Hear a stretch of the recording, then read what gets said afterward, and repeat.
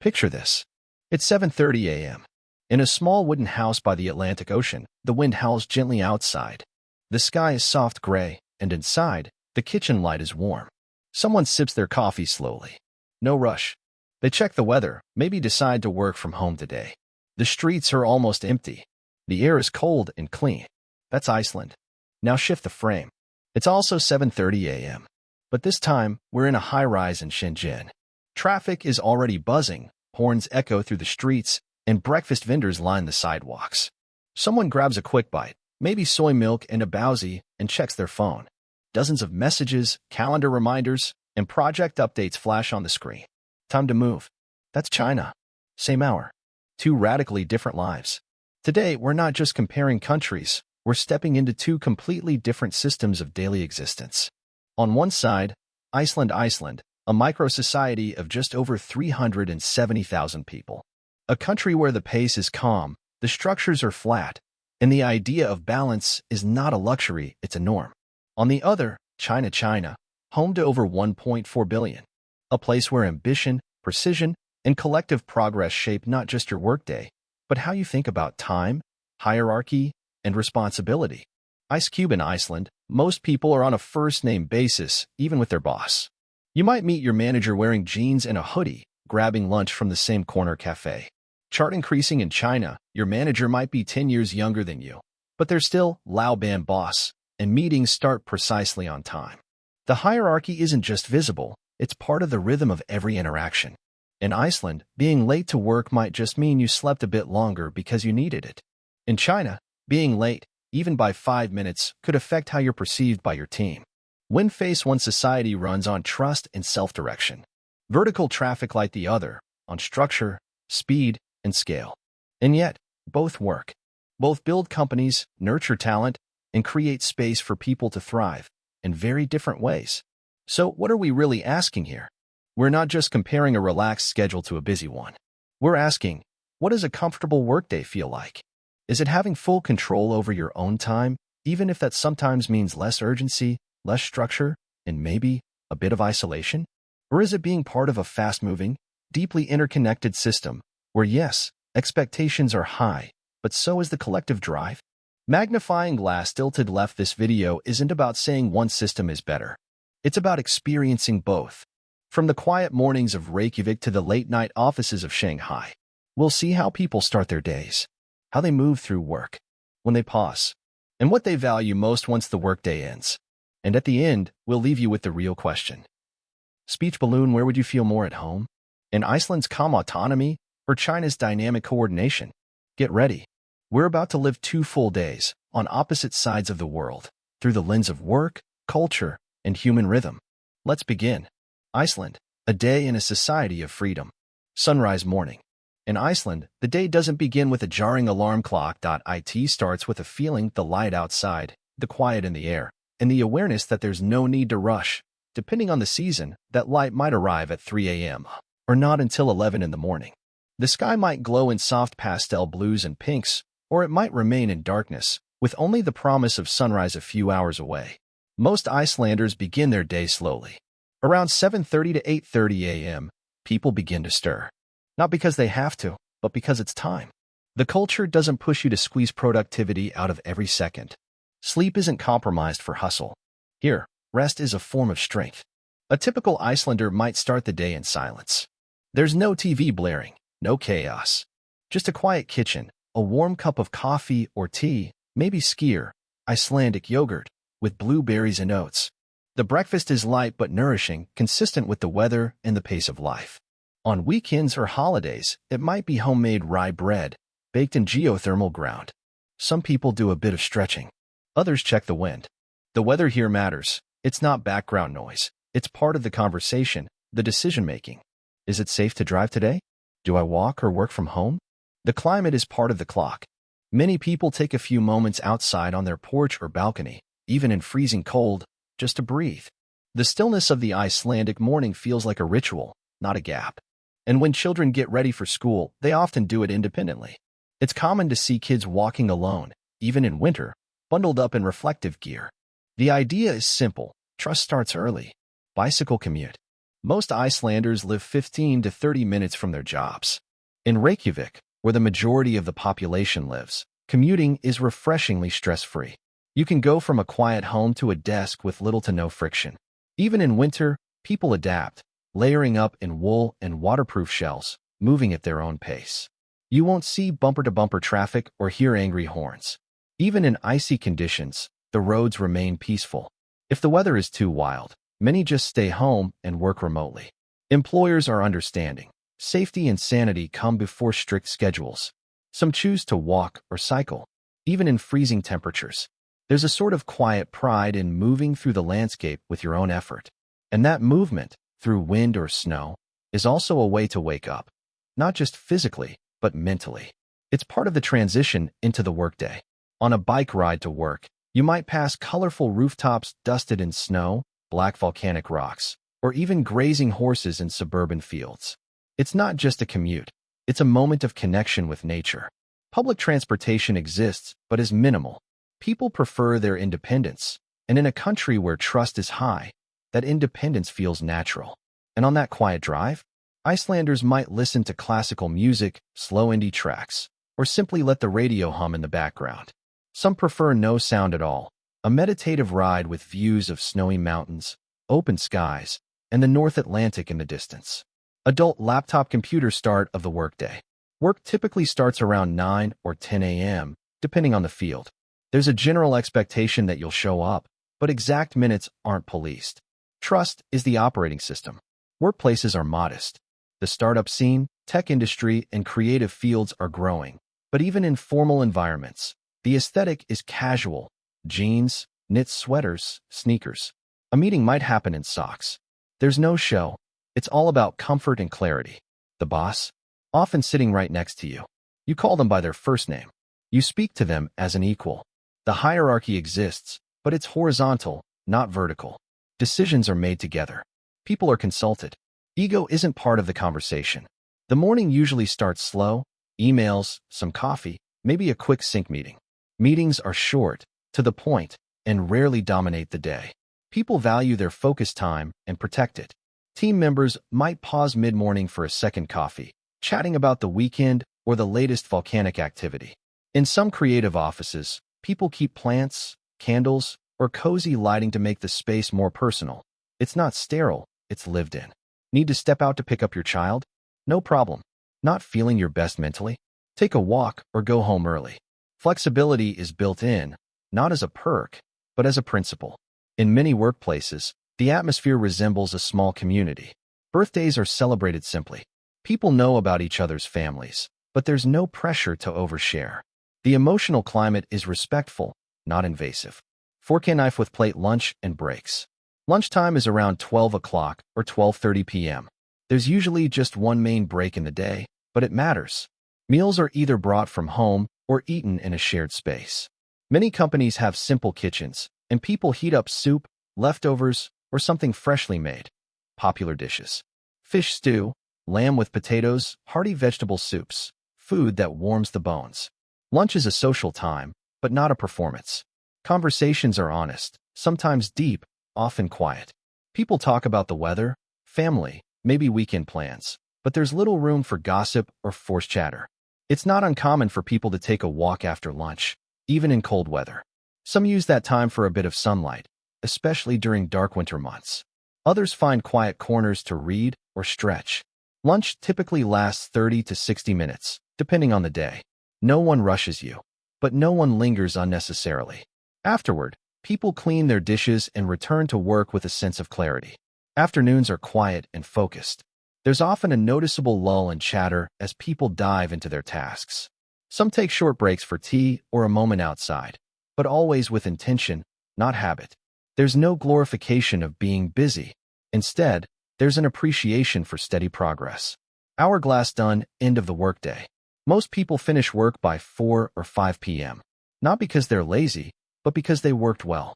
There's a cultural understanding that your job isn't your identity. It's part of life, not all of it. Working late is rare and discouraged. If someone is constantly staying past hours, they're not seen as dedicated, they're seen as overwhelmed. And when it comes to overtime, it's either paid or avoided. People plan well. Teams respect each other's time.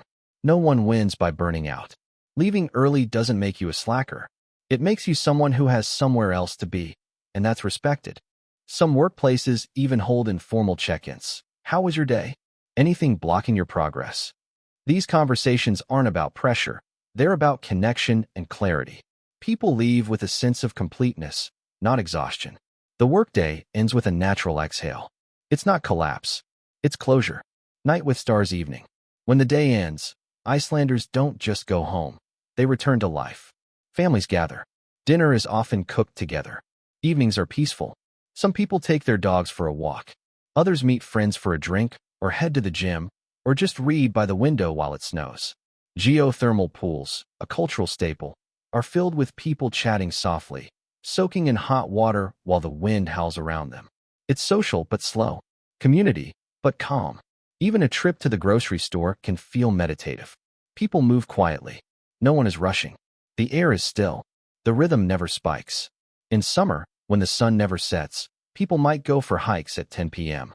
In winter, they light candles, curl up in wool blankets, and let the darkness be a reason to rest. Evenings might also involve creative hobbies, writing, playing music, knitting. The home becomes a sanctuary, not a second office. People reconnect with themselves, not just with screens. Weekends are sacred. Emails are off. Time is yours. Sunday hikes into nature are common, even solo. A sense of stillness permeates all. There's no pressure to be impressive, only to be present. Ice Cube cultural notes and surprises. Hierarchy is flat. There's no need for titles. Everyone is human first. Dress codes are virtually non-existent. What matters is how you work, not how you look. Independence is taught early. Kids walk to school alone. Employees manage themselves. The weather decides. Plans can change based on wind or snow, and that's okay. Mental health is part of the culture. If you need rest, take it. No shame. Small talk isn't mandatory. Silence is not discomfort, it's comfort. Work-life balance isn't preached, it's practiced. You see it in calendars, in early exits, in long weekends, in boundaries that are not negotiated but assumed. Being alone isn't lonely. Icelanders value solitude, a quiet house, a walk in nature, or time in the countryside. Nature is part of identity. Hiking, hot springs, glaciers, they aren't just leisure, they're how people think and feel. Community is quiet, but strong. Neighbors help without asking, but they also respect space. China, a day in a megasystem of discipline. Sunrise morning. In China, the day begins early, not with serenity, but with momentum. By 6:30 or 7 a.m., many Chinese workers are already awake. Especially in major cities like Beijing, Shanghai, or Shenzhen, the first thought is often logistical. How long will my commute take today? Some start even earlier. Parents preparing breakfast for their children, students getting ready for school, grandparents already walking in nearby parks, practicing Tai Chi under dim morning skies. The morning isn't for reflection, it's for efficiency. People move quickly, washing up, dressing, grabbing breakfast from a street vendor. A common sight, rows of people lined up for hot soy milk, steamed buns, baozi, jianbing, a type of savory breakfast crepe, or rice porridge with pickles. All of it served in plastic containers, ready for on-the-go consumption. Mobile phone while eating, many are already on their phones, checking WeChat messages, scanning work updates, confirming schedules, or watching short videos on Douyin, the Chinese TikTok. Digital life and real life are fully merged. The screen never sleeps. Elevators fill, metro entrances swell, electric scooters buzz across intersections. Cities come alive in unison, not in chaos, but in orchestrated urgency. The energy is not panicked. It's focused, streamlined, and familiar. Metro commute. The commute in China's megacities can take anywhere from 40 minutes to 1.5 hours, and that's considered normal. Super commutes of 2 hours each way are not unheard of in places like Shenzhen or Guangzhou. Most people rely on public transit, especially the metro, which is fast, clean, and ruthlessly efficient, but also crowded. Trains arrive every 2 to 3 minutes during rush hour, yet the platforms remain packed. Stations are modern, but often involve long transfers with multiple escalators and walking tunnels. People stand tightly shoulder to shoulder, often in complete silence. There's no chaos, just a kind of collective endurance. Everyone knows the drill, and there's an unspoken understanding. Get in, hold on, zone out. Mobile phone on the way, workers scroll their phones, listen to music or news, squeeze in mobile games, or nap standing up. Some read novels on e-readers. Most conserve energy. It's a moment of transition before intensity resumes. For many, commuting is the first discipline test of the day, where patience, rhythm, and physical proximity blend into a shared endurance ritual. Adult laptop computer start of the workday. Work often begins at 8:30 or 9 a.m. sharp. Timeliness is non-negotiable. Being even 5 minutes late, unless previously communicated, can negatively affect one's reputation. In state-owned enterprises or more traditional offices, employees often line up to clock in. Uniforms may be required. In private firms, especially tech, the vibe is more casual, but the expectations are no lower. The infamous 996 culture, 9 a.m. to 9 p.m., 6 days a week, still hangs over many industries, especially tech, media, and e-commerce. Some companies have begun to push back against it, but the spirit of long hours remains embedded. Workspaces are modern but structured. Desks in rows, open spaces, branded walls, corporate slogans in bold red letters. Struggle. Innovation. The office dynamic is shaped by visible hierarchy. Titles matter.